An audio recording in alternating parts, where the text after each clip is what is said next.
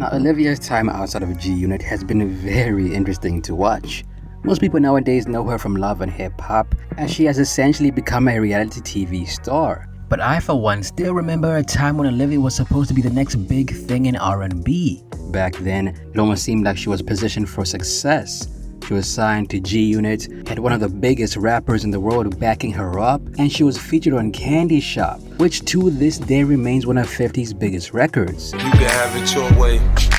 How do you want it? You gon' back that thing up or should I push up on it? Olivia had a lot going for her, but then things went sour. Ever since then, it seems like on the musical front, she has never been able to find her footing again. But the more you think about it and uncover what actually happened during that time, it's almost like Olivia brought this on herself. I'll explain why.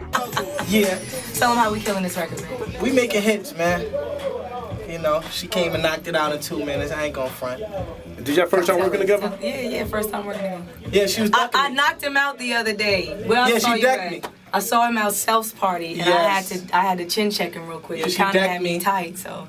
But it's all love. But it's you all was the love. one, you was ducking me. Nah. Hey, Rich Dollars. No comment. She was ducking me. We good now. Now, when Olivia was in G-Unit, she was being positioned as the first lady of the group. Usually, when the first lady of a rap collective is introduced, like Emil with Rockefeller or Ashanti with Murder Inc., they tend to gain a lot of attention immediately. For one, they stand out in a male-dominated environment, which makes them unique amongst their peers. Two, they usually bring a softer element to the group, which helps attract a female audience. And three, many of them have sex appeal, which naturally translates into sales in the worlds of R&B and hip-hop. So when Olivia joined G-Unit, she got that instant attention right away. It's almost like she was destined to make it. However, in the interview she did after she got kicked out of the group, she made it seem like she did not appreciate her time with 50 and the crew. So Olivia does an interview, and once again, she's asked about her time with 50 Cent and G-Unit, because to this day, that's what most people know her from. The interview usually starts like this. Olivia, let's hear about what you've got going on. And then she'll talk. Then they'll ask, are you dropping any albums? Do you have any songs coming out? And then here's the real question that people really want to ask. Okay, now let's talk about 50 Cent and your time with G-Unit. Now, when this happens, she does not hesitate to talk about her time with 50 Cent and the unit, but you can tell she's not grateful for it. She usually says something like, oh yeah, when I joined the label, I didn't want to be the first lady of the group. I didn't want to be seen as Olivia from G-Unit. I wanted to be my own artist and just be referred to as Olivia. Olivia never happened. When you had a song come out and then hit record and we start to move forward and progress and different things, then like our album never came out. We were trying to figure out how to leave G-Unit. We just were trying to figure out how do we call Fifth and tell him that she don't want to do this anymore. So, like, I spoke to Fifth 2 years prior and kept telling him that I didn't want to be on the label anymore because I just felt like I was just there being a pretty girl singing hooks, and that's not what I do. Now, I understand what she's trying to say. From her perspective, she probably wanted some success outside of the group and not be known as someone who only came to fame because of 50 Cent and G-Unit. But the only problem with that perspective is that's the only reason we know who Olivia is to this day. It's really because of 50 and G-Unit. And these are the same people that she's trying to distance herself from. I mean, when Olivia was signed to J Records around the year 2000, nobody knew who she was. And her career was going nowhere. She tried to make a name for herself back then, but it was not working. Only when 50 put his hand on Olivia's career did things start to take off. However, there was one thing preventing Olivia from becoming a breakout star: her own perception of herself. I don't know if you guys see this as well, but from what I can tell, Olivia genuinely believes that she's extremely talented. Extremely. Like a one of one. In her mind, she thinks that she's on the same level as Janet Jackson, Beyonce, Mariah Carey, and other artists in that league. And don't get me wrong, Olivia has a great singing voice, but she's nowhere near artists like that. But in her mind, I think she believes she's one of the greatest singers alive. When Olivia talks about her time with 50, she says things like, 50 didn't know how to market me because he was a rapper, and he could only market me the way he knew best, as a rapper. And I get it. If you're a female artist on a roster full of male rappers, there's a good chance a label won't know how to market you properly. Instead of giving you songs that will help showcase your vocal ability, they might put you in a couple of songs with some rappers where you're only singing the chorus. I get that. Do I think that's what happened with Olivia? Yes. 50 had no idea how to market a female artist because he had never done it before. His whole career was built around managing rappers, so I do believe he struggled to figure out how to position Olivia. But even so, Olivia got to appear on one of 50's biggest records, Candy Shop, despite nobody knowing who she really was at the time. Yet despite that quick success, there was something about her that was not connecting with the audience. There was just something there. In my opinion, even though her appearance on Candy Shop was iconic, anybody could have done that song with 50. And it still would have been a hit, because 50 was that guy at the time. Olivia's part in the song was very generic, and it did nothing to showcase her singing ability. I'd even go as far as to say that J-Lo, a singer who collects other people's vocals like Infinity Stones, could have delivered something on the same level as Olivia did on Candy Shop. And that's saying a lot, because J-Lo can't sing. Right, to me, J-Lo is a very terrible singer, and she's only able to succeed in the music business because she has a certain aesthetic that appeals to men and a soft-spoken voice that makes her records sound cute, right? And honestly, that's the same level Olivia was on when she dropped Candy Shop. Her vocal ability was not showcased at all. And the thing is, for the most part, when she left the group, nobody really knew she could sing. I mean, Olivia dropped a really good song called December a while back, and I remember listening to it like, wow, I didn't know Olivia was capable of this. Is she doing that J-Lo thing where she jacks other people's vocals? Because I didn't know she's capable of this. This sounds really good. You said you love me in December. So I do understand that Olivia's voice didn't really get a chance to shine on G-Unit, but if you ask 50 whether he fumbled when it came to her, he believes he did everything in his power for her, especially considering he spent about $2 million on Olivia as an artist. Female artist is totally different. On the road, you gotta have her feet done, nails done, eyebrows done. You got makeup for hours before the show. And she had some nigga doing her makeup, and that nigga probably charging like 2-3 G's a day. So after leaving G-Unit, Olivia teams up with Rich Dollars and they start putting in work to drop an album for Olivia. And the thing is, there was one moment that could have revived her career, and it came in the form of a Drake feature, right? While working on her project, Olivia somehow manages to secure a Drake feature, and here's where things go left. It's around 2010, and Olivia is working on an album called Under the Radar. By this point, she had been out of G-Unit for a couple of years and was looking for a way to revive her career. And the mixtape or album was meant to showcase her vocal ability outside of the group. So one day, Olivia gets word from her producers that Drake wants to do a song with her. At the time, Drake already had songs on the radio, but he wasn't the superstar that he is today. So the producers sent Olivia an instrumental with Drake already on it. And they're like, yo, Olivia, Drake really wants to work with you, and he has given the go-ahead for this song. Now at the time, Olivia had scheduling issues, so she wasn't able to jump on the song right away. But when she finally got around to it, she recorded her part and sent it back to Drake and his team. At this point, Olivia is thinking, we made it. After years of being musically irrelevant, I finally got an artist on the rise to jump on my record. Oh, things are looking really good for me. But that was not the case. When Drake and his team hear the song, they're like, hold on, we didn't approve of this. Drake is not happy that you're about to release this song, so please don't do that. Now, according to Olivia, at this point, Drake had already been paid for his feature, and up until now, it seemed like he was fully on board with this song. So when Drake and his team suddenly said, nah, the song isn't supposed to come out, it completely caught her off guard.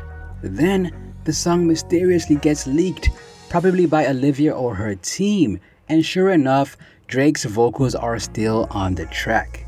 This here is a PSA, I'm addicted to fresh, so you can either get with the rail or stick with the rest. But because the song was a leaked version and was not an official Drake record featuring Olivia, it ended up going nowhere. And it's safe to say that not many people heard of it, because I only heard about it around 2019, and that's a whole 10 years after the song was made. And I remember thinking, Drake made a song with Olivia? From G-Unit? What?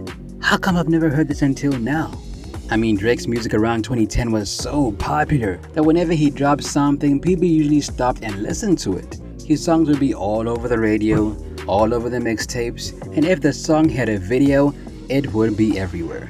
Now if you listen to the song, you can tell that this was back when Drake was still very hungry. His flow sounds a lot like the flows he used on Comeback Season and So Far Gone, and for the most part, the song doesn't sound like something where Drake's vocals were added at the last minute.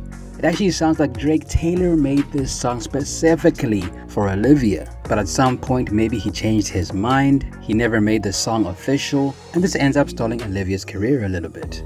I remember the producers had called and said, we have this dope record, we really want you to be on, we already have Drake on it as a feature, he signed off on everything, we have the okay to use it, we told them who it's going to be for, blah, blah, blah. They showed us the paperwork and we were like, are you sure? Yes, everything is straight.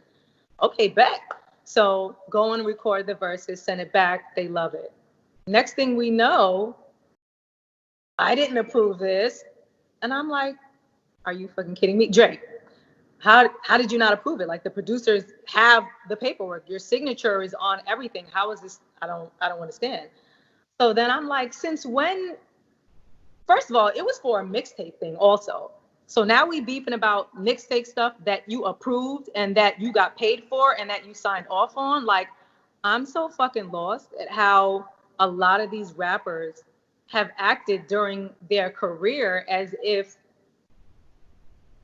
see, I'm just gonna get pissed because it just doesn't add up. Like, dude, you got paid for the record already. The producers have the right to use the record already. So I don't understand.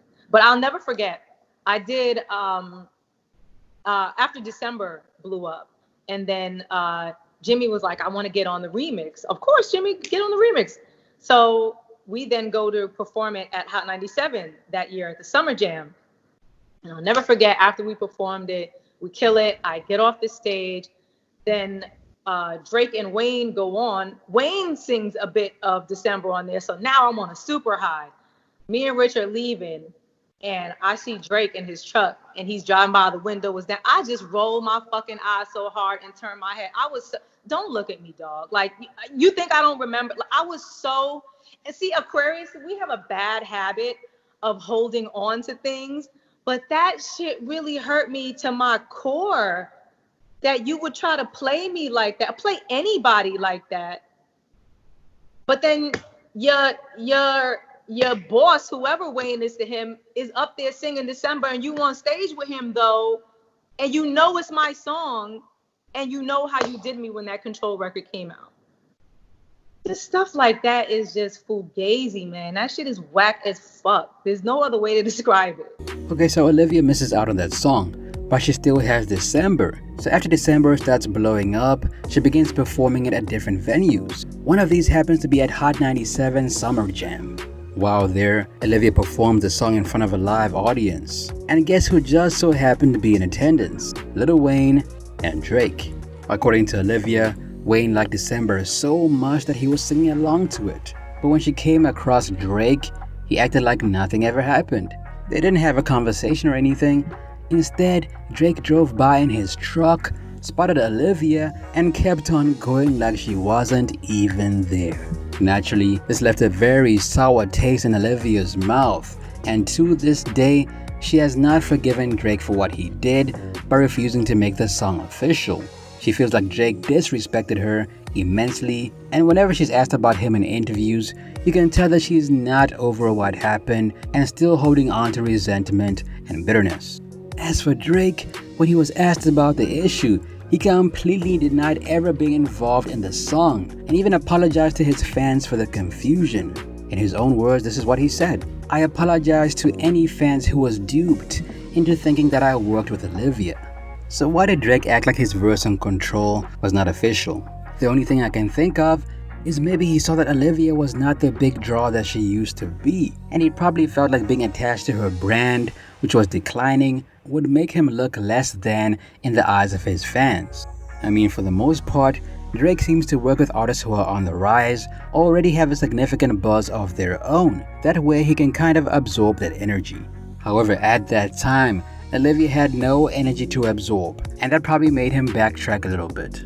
The thing is, it's a very huge shame, especially for Olivia, because if this song did actually come out, I do believe Olivia would have received a career resurgence and might have been known as more than an artist from G-Unit, especially if she's working with people like Drake. But because it didn't work out, Olivia had to go back to the drawing board and able to capitalize on Drake's momentum at all. Now, let's talk about another reason why Olivia never became as big as she should have. But in order to do that, we need to talk about Ashanti, right? When Ashanti joined Murder Inc., she was in a very similar position to Olivia. She became the first lady of the group and went on to drop several successful albums, largely due to her affiliation with Murder Inc., Ja Rule, and Irv Gotti. But why didn't the same thing happen for Olivia? Because if we're talking strictly vocals, I personally think Olivia's voice is a bit stronger than Ashanti's. So why didn't Olivia transcend the group the way Ashanti did? In my opinion, Ashanti always came across as the girl next door. She had a pretty face, a cute voice, and a vibe that felt relatable. And if fans feel like they can relate to you, they'll support you forever because they see themselves in you, right? Ashanti had that girl next door charm working in her favor. On top of that, she was placed on multiple songs through her affiliation with Murder Inc. So Ja Rule and Irv knew exactly what they were doing with her. She was promoted heavily, and as a result, she became her own brand. You know, because when I think about Ashanti, I don't think about Murder Inc. right away. I think about her as a solo artist. Now, in Olivia's case, when people think about her time with G-Unit, they only think of one song, and that's Candy Shop. Yes, she had another song with 50 called Best Friend, which I still like to this day. She also had a song called Twisted. I think that's what it's called. And even though people say that song is whack, I was a kid when it came out, and I thought it was dope. Ooh, babe, you know I like it when you feel on me. Rolling on my waist, I feel your energy. What can I say? But like I said, most people only remember her from Candy Shop. And here's another key difference. Olivia did not have that girl next door appeal.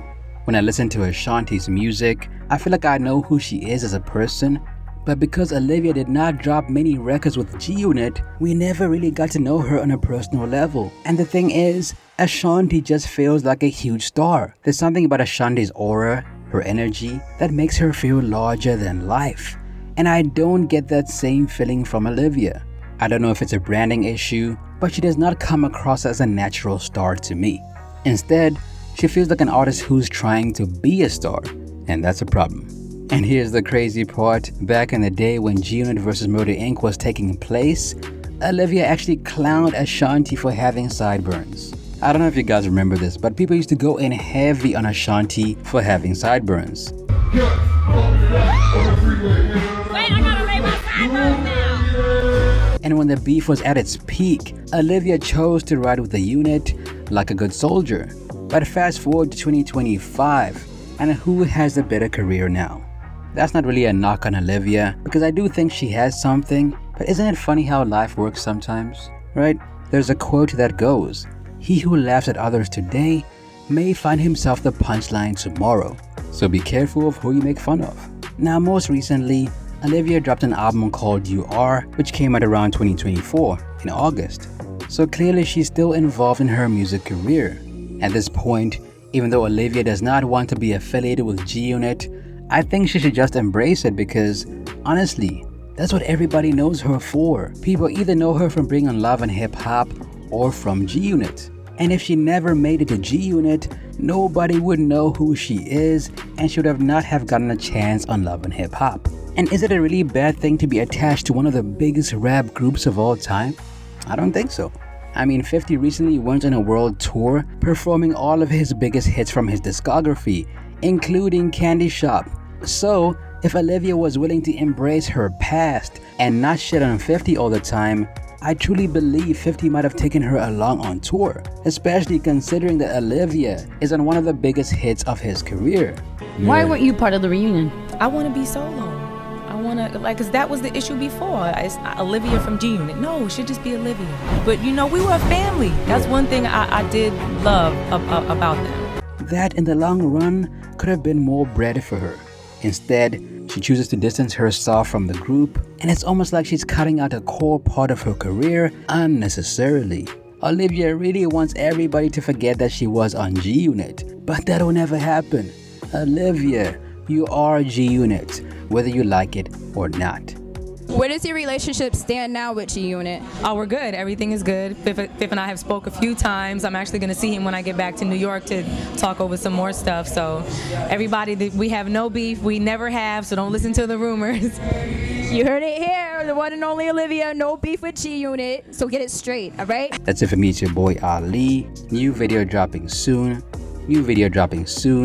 Also add me on Instagram at Ali Talks Music. Till next time, peace.